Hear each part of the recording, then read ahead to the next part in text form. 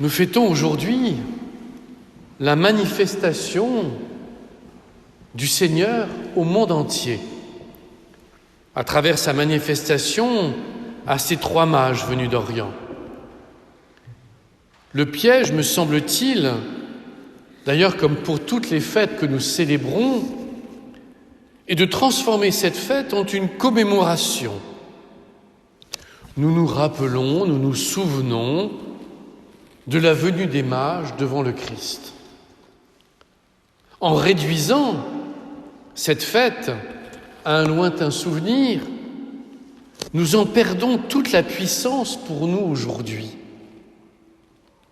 Car la question qui se pose à mes yeux est celle de la manifestation de Dieu dans le monde.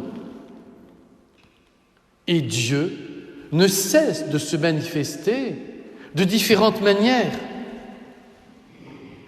La première, et celle à mes yeux centrale, est la manifestation pour laquelle nous sommes là, le corps et le sang du Christ. Dieu se manifeste dans son corps et dans son sang. Et il se manifeste à chacun d'entre nous, à chaque messe.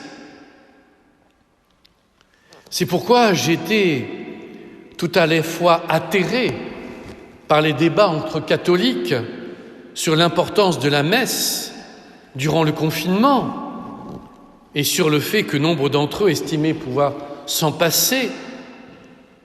Et j'ai été émerveillé de voir combien d'hommes et de femmes avaient faim et soif de Dieu, faim et soif de l'Eucharistie. Et il me semble que les jeunes générations, durant le confinement, nous ont donné des leçons sur leur faim et sur leur soif de l'Eucharistie. Dieu se manifeste à chaque célébration, dans son corps et dans son sang.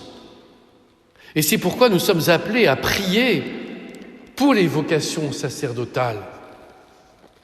J'en ai assez du prêtre bashing, où le prêtre est accusé de tous les maux, cléricalisme et bien d'autres choses encore. Sans prêtre, il n'y a pas d'Eucharistie. Et sans Eucharistie, il n'y a pas de communauté chrétienne qui se tienne. Mais le Christ se manifeste aussi d'une autre manière, et nous en sommes ici les témoins, dans son Église. L'Église est corps du Christ. Et là aussi, je trouve atterrant les débats dans l'Église sur la meilleure organisation, sur le pouvoir des uns, sur le pouvoir des autres. Et nombre de prêtres sont découragés par ces débats stériles, où l'on ne parle que gestion, fonctionnement, comme dans une vulgaire association, une vulgaire ONG. Le cardinal Sarrat, avec beaucoup de finesse, nous rappelle dans son ouvrage sur le silence que l'Église est corps du Christ et que nous devons avoir cette vision surnaturelle de l'Église, au risque finalement de nous comporter, je le répète, comme dans une vulgaire association où l'on élit les délégués, le président, le trésorier, le secrétaire. Ce n'est pas l'Église. Et à travers cette manifestation qu'est l'Église, le Christ se manifeste au monde. Et c'est pourquoi nous avons à prier régulièrement pour l'Église, pour tous ses membres, quels qu'ils soient. Parce que l'Église manifeste Dieu au monde. Et forcé malheureusement de constater qu'aujourd'hui, c'est dans une certaine cacophonie où chacun croit avoir raison. Nous avons à retrouver cette vision surnaturelle, je répète, de l'Église, corps du Christ, au risque parfois de désespérer. Mais Dieu se manifeste aussi d'autres manières. Il se manifeste dans l'Évangile. Et certains mystiques n'hésitent pas à dire que la parole de Dieu est l'incarnation de Dieu lui-même. Et c'est pour cela qu'il est capital que nous lisions la parole de Dieu avant la messe, pendant la messe, après la messe, pour qu'elle nous imprègne. Parce que si la parole de Dieu ne nous imprègne pas, nous pouvons très bien être comme des dévots, des faux dévots, et ensuite critiquer tout le monde sur les réseaux sociaux et ailleurs. En quoi sommes-nous alors témoins du Christ? En rien. En dégustant la parole de Dieu, en l'écoutant, nous devenons parole de Dieu. Nous devenons évangile, nous devenons bonne nouvelle. Et aujourd'hui plus que jamais, comme nous le dit le texte d'Isaïe, le monde qui est dans les ténèbres et la nuit obscure a besoin de la lumière de Dieu.